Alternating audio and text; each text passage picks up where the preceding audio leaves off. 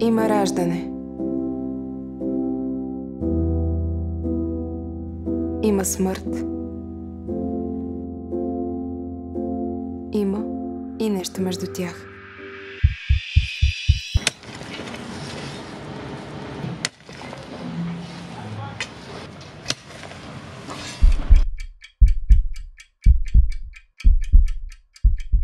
Малка съм. Завита в одеяло и някой ме дърпа с шейна.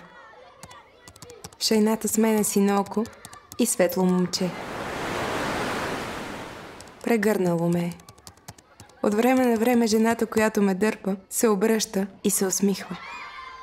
Има топли, кафяви очи. Майка ми е. Време няма.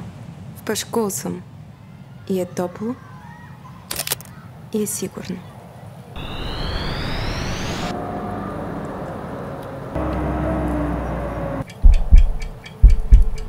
Пак съм малка. В спалнята съм. Има хора, които плачат. Не знам защо. Жената с топлите кафеви очи ми казва, че синокото момче е на небето вече. Не разбирам нищо. Защо плачат всички? Та той сигурно сега скача по облаците и е толкова забавно. Синокото момче е мой брат.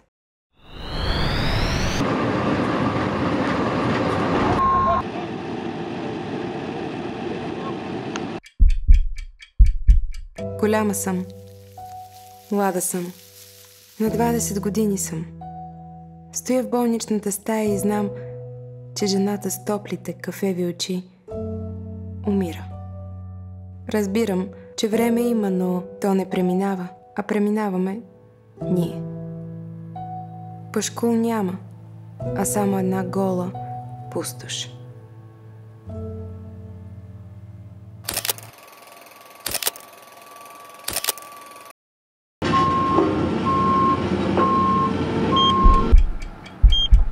На 34 съм. Имам 2 деца. Стоя в болничната стая до моята леля.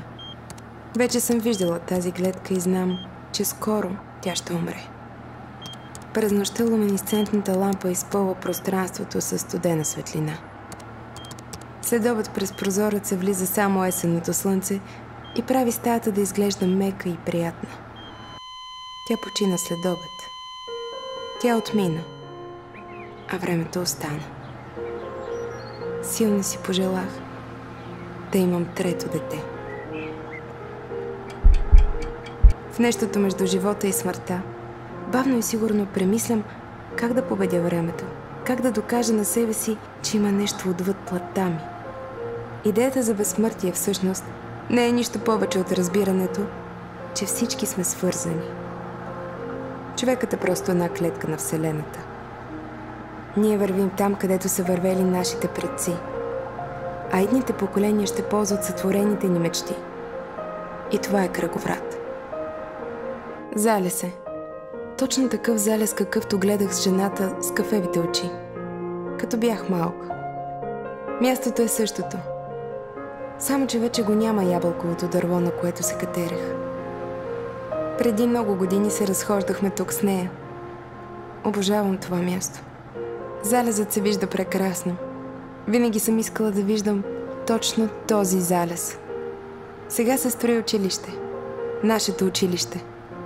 Всъщност, на земята няма идея за моя и твоя.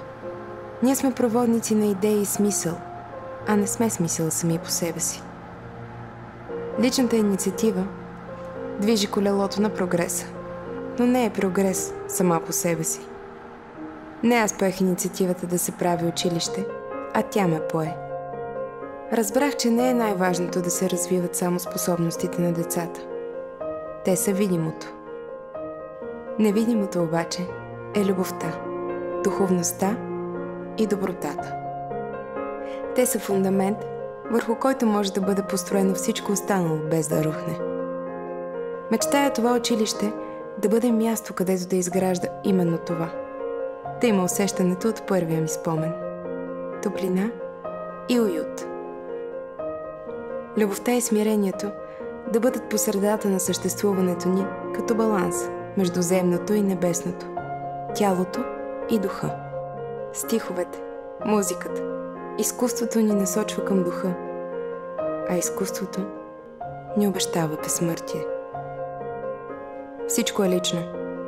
Докато пиша това послание, то става спомен. 4 септември е. Скоро ще откриваме училището. Часът е 5:36. Скоро ще е зале слънце.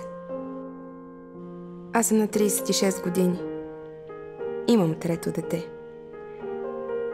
Все още ме е страх от времето. Съзерцавам очите на новороденото си и си мисля за жената с кафявите очи. Щеше да е щастлива да го познава. Но всъщност тя вече го познава и винаги ще го познава. Любовта е същата. Аз обичам новороденото така, както тя ме обичаше. А пък очите му, те са сини, като на момчето от първия ми спомен.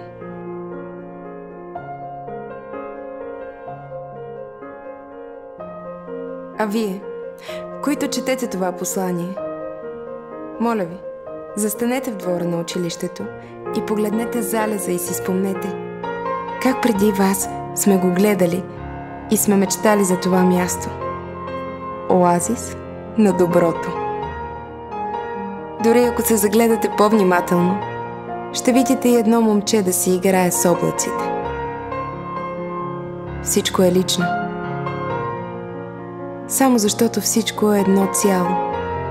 И смърт няма. Има само и единствено любов.